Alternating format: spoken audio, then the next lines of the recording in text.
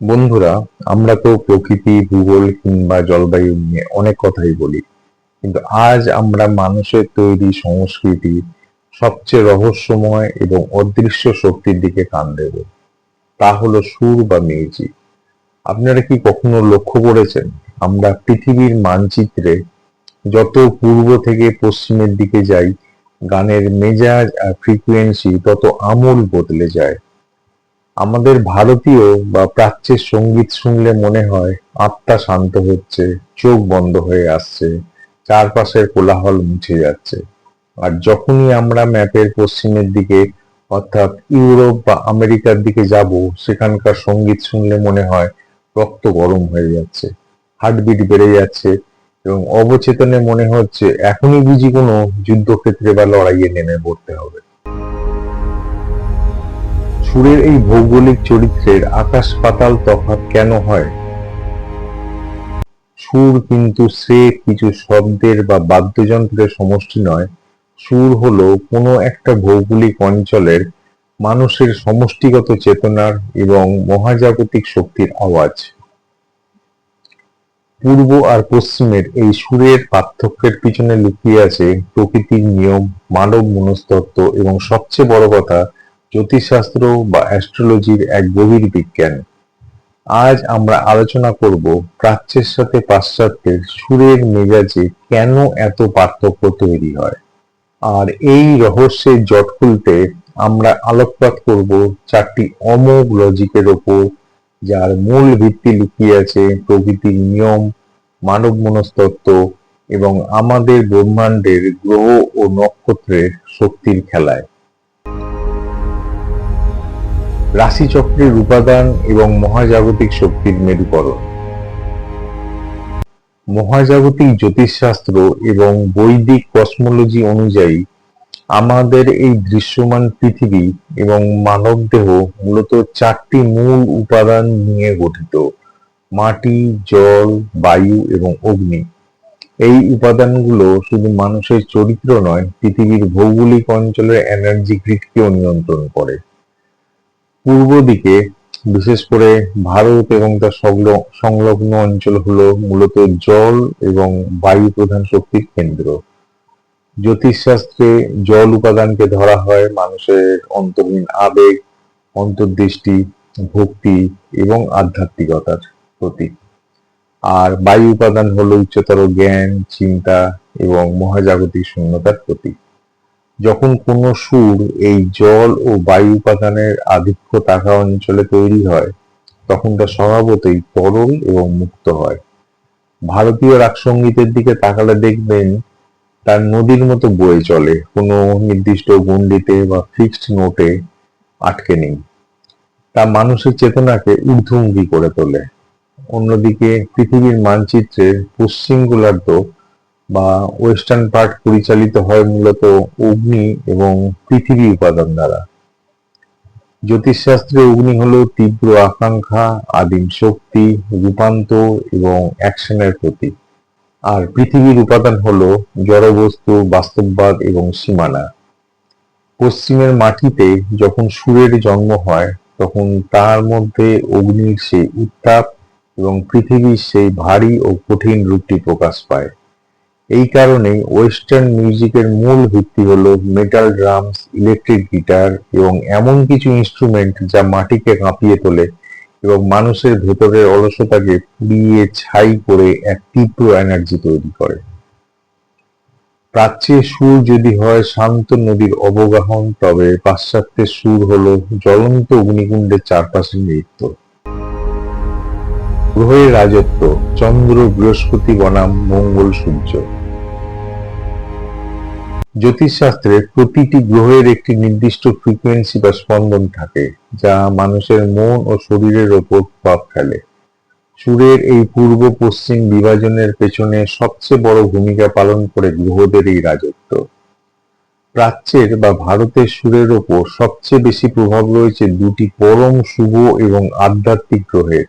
তারা হলো চন্দ্র এবং বৃহস্পতি। চন্দ্রকে জ্যোতিষশাস্ত্রে বলা হয় মনের কারক গ্রহ। চন্দ্র শীতল, জ্যোৎস্নাময় এবং শান্তিদায়ক। আর বৃহস্পতি বা গুরু হলো আকাশতত্ত্ব বা স্পেসের কারক, যা মানুষের জ্ঞান ও মোক্ষের পথ দেখায়। যখন ভারতীয় রাগের আলাপ শুরু হয়, তখন তা সরাসরি মানুষের মনের উপর চন্দ্রের মতো শীতল প্রলেপ দেয় এবং বৃহস্পতির প্রভাবে মানুষকে ঈশ্বরের দিকে বা নিজের অন্তরাত্মার দিকে টেনে নিয়ে যায়। ভারতীয় সঙ্গীতের মূল লক্ষ্যই হলো মোক্ষ বা সমাধি লাভ। ঠিক এর বিপরীতে পশ্চিমের সঙ্গীত জগৎকে শাসন করে সৌরজগতের দুই উগ্র পরাক্রমশালী গ্রহ, মঙ্গল এবং সূর্য। মঙ্গল হলো জ্যোতিষশাস্ত্রে যুদ্ধের দেবতা, সেনাপতি। তার শক্তি হলো লড়াই, সাহস, কম্পিটিশন, অ্যাড্রিনালিন হরমোন এবং শারীরিক শক্তি।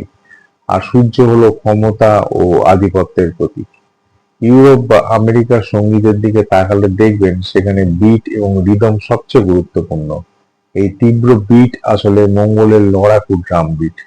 যখন আপনি মেটাল বা রক মিউজিক শোনেন, তখন আপনার অজান্তেই আপনার শরীরের রক্ত সঞ্চালন বেড়ে যায়, মঙ্গলের এনার্জি অ্যাক্টিভেট হয়ে ওঠে।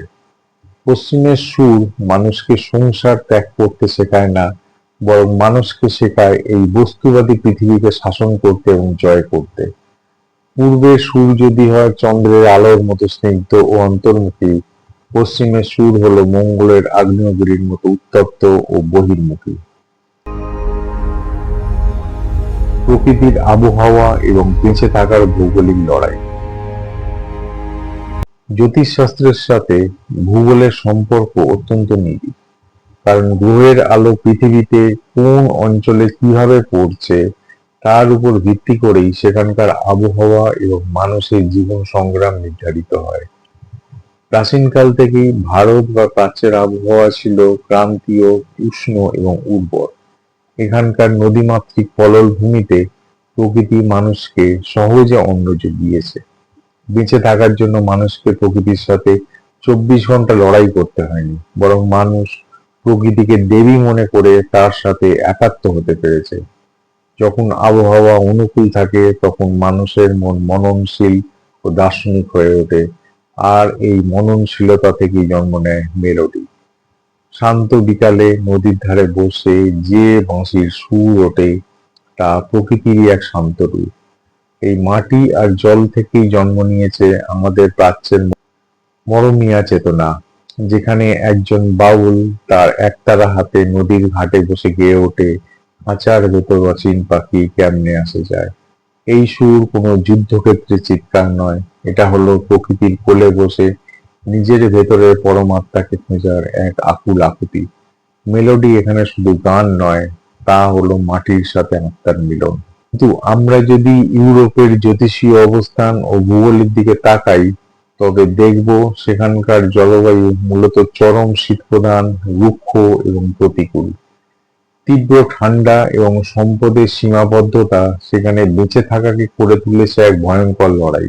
সেখানে টিকে থাকার অর্থই ছিল প্রতিদিন প্রকৃতির রুদ্র রূপের সাথে এক রক্তক্ষয়ী সংগ্রাম। এই জীবন সংগ্রাম মানুষের মধ্যে একটা সার্ভাইভাল ইনস্টিংক্ট বা মার্শাল ক্যারেক্টার তৈরি করে দেয়। আর সেই রুক্ষ ও জমে যাওয়া আবহাওয়ায় শরীরকে সচল রাখতে এবং ভেতরের ভয়কে জয় করতে মানুষের প্রয়োজন ছিল এমন এক সুর যা তাদের মেটাবলিজম আর অ্যাড্রিনালিন বাড়িয়ে দেবে। তাদের ট্রাম্পেট, বড় বড় ড্রামস বা ওয়েস্টার্ন সিম্ফনি আসলে ওই প্রতিকূল আবহাওয়ায় টিকে থাকার জন্য এবং ভেতরের তেজকে জাগিয়ে তোলার জন্য মহাজাগতিক জ্বালানি বা ফুয়েল। মানবদেহের চক্র অ্যাক্টিভেশন এবং নাদ ব্রহ্মের জ্যোতিষীয় বিজ্ঞান। আমাদের বৈদিক ঋষিরা এবং প্রাচীন সাউন্ড সায়েন্টিস্টরা জানতেন যে সুর স্রেফ বিনোদন নয়, এটি হলো নাদ ব্রহ্ম, অর্থাৎ শব্দের মাধ্যমে ব্রহ্মাণ্ডকে ছোঁয়া। মানুষের শরীরে 7টি প্রধান এনার্জি ফিল্ড রয়েছে, যা মহাকাশের 7টি মূল গ্রহের সাথে সরাসরি সংযুক্ত। প্রাচ্যের মেলোডি বা রাগগুলো, যেমন রাগ ভৈরব, দরবারি বা ইমন, এমন ভাবে তৈরি যা সরাসরি আঘাত করে মানুষের শরীরের উপরের দিকের চক্রগুলোকে, বিশেষ করে অনাহত চক্র এবং আজ্ঞা চক্র।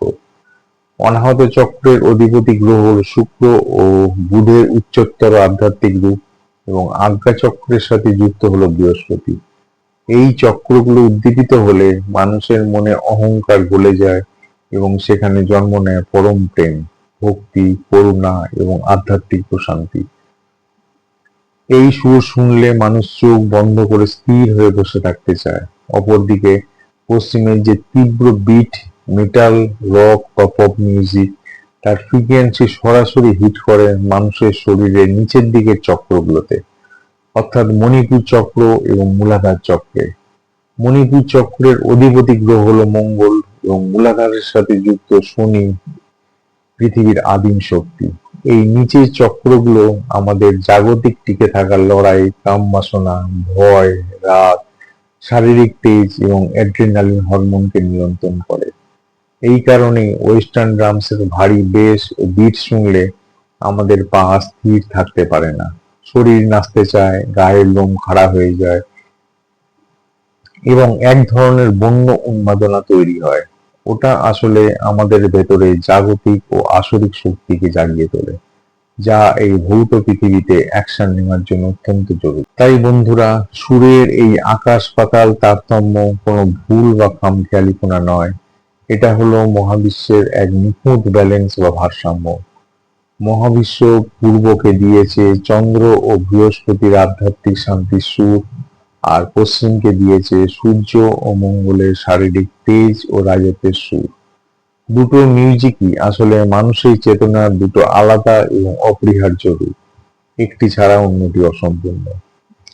পূর্বের সঙ্গীত যদি হয় দেবদত্ত ধ্যানের শান্ত রূপ, তবে পশ্চিমের সঙ্গীত হলো রুদ্রের মহাজাগতিক তাণ্ডব রূপ। মহাবিশ্বের এই সুরের বৈচিত্র্যকে মন দিয়ে অনুভব করুন এবং জীবনের প্রতিটি ছন্দের আনন্দ নিন। দেখা হচ্ছে পরের পর্বে মহাবিশ্বের আরো কোনো গোপন তত্ত্ব, গোপন নিয়ম আর রোমাঞ্চকর রহস্য নিয়ে। ততক্ষণ ভালো থাকুন, সুস্থ থাকুন।